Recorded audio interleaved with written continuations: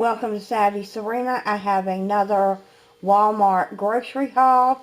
We got some seasoned tater tots, some French fries, some Italian French bread. Have y'all ever tried this, like 65 cents? Have y'all ever gotten a reduced bread on the reduced bin? I put it in the freezer, and then especially breads like this, when I have spaghetti, I pull it out and cut it up and do my little thing to it.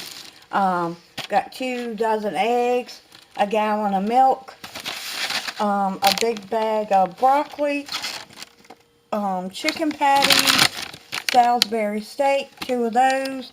I got some sour cream and onion and some lightly salted wavy, and my favorite southern biscuit and gravy chips. If you've never tried those, they're really good. I got a tomato, some salad for Ed.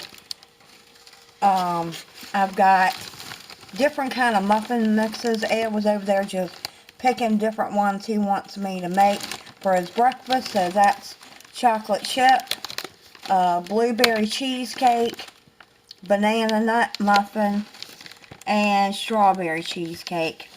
I've got a bag of basic trash bags because we were out.